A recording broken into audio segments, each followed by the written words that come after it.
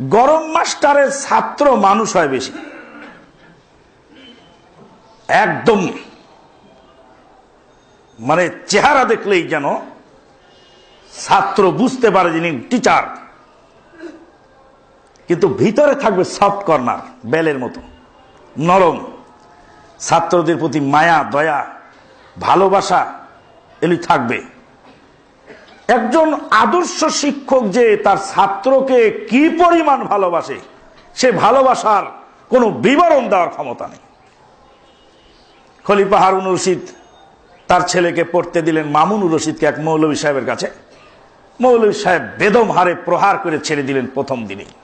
এমন মারা মারছে, মেরে একদম তছনছ করে ফেলেছে শরীরটা। খলিফা মামুন তখন ছাত্র মানুষ, আব্বা হলেন মেজাজি লোক। খলিফা হারুন রশিদের কাছে বিচার দিলে ভালো বিচার পাওয়া যাবে না। আব্বা বলবেন তুমি নিশ্চয়ই শিক্ষকের সাথে কোনো বেয়াদবি করেছো, না করলে তোমাকে শিক্ষক মারবে কেন, তোমার সাথে তো শিক্ষকের কোনো দুশ্মনী নাই।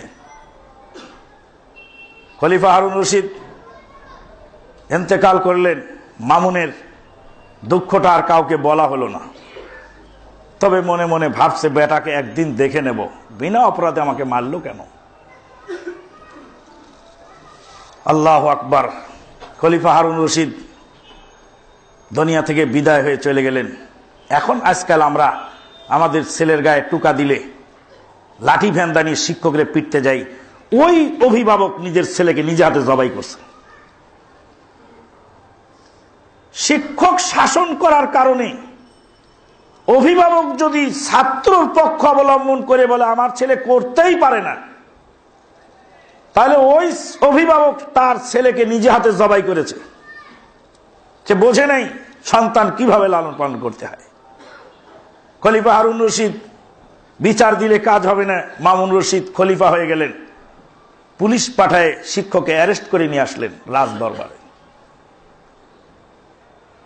বলছে আপনাকে আমি অ্যারেস্ট করে এনেছি, আপনি আমার এক জীবনের প্রথম জীবনের শিক্ষক, আপনি সেদিন আমাকে বিনা অপরাধে পিটেছিলেন, এই পিটনের শাস্তি ভোগ করার জন্য আজকে আপনাকে প্রস্তুত হতে হবে। শিক্ষক হতে পারেন কিন্তু বিনা অপরাধে আমাকে মারতে পারেন না, আজকে আপনাকে শাস্তি ভোগ করতে হবে। শিক্ষক কাঁদতে লাগলেন, বলছে কেঁদে কাজ হবে না, আজকে শাস্তি অবশ্যই ভোগ করতে হবে। বিনা অপরাধে আমাকে মেরেছেন, সেদিন আমার কোনো অপরাধ ছিল না, আমি বাপের ভয়ে কাউকে বলতেও পারিনি। শিক্ষক হাসতে লাগলেন। খলিফা মামুনুর রশিদ হতভম্ব হয়ে জিজ্ঞেস করেন স্যার আপনি আমাকে মেরেছিলেন, সে তো পরের কথা, এখন হাসি কান্নার রহস্যটা কি? বলছি এত বছর আগে তোমাকে পিটেছিলাম বিনা অপরাধে, তাই তুমি ভুলতে পারো নাই, মনে রেখেছো, আর আজকে তুমি আমাকে বৃদ্ধ বয়সে অ্যারেস্ট করে নিয়ে এসেছো তোমার দরবারে। এত বছর পার হয়ে গেছে, মারার কারণ খুঁজে পাও নাই, তো এই সামান্য বেরেন দিয়ে এত বড় রাজ্য কি করে চালাবে সেই চিন্তায় আমি কাঁদতেছি।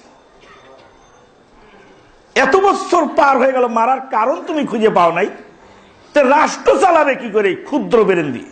এই বেরেন দিয়ে এত বড় রাষ্ট্র চালানো কঠিন, এই দুঃখে আমি কাঁদতেছি।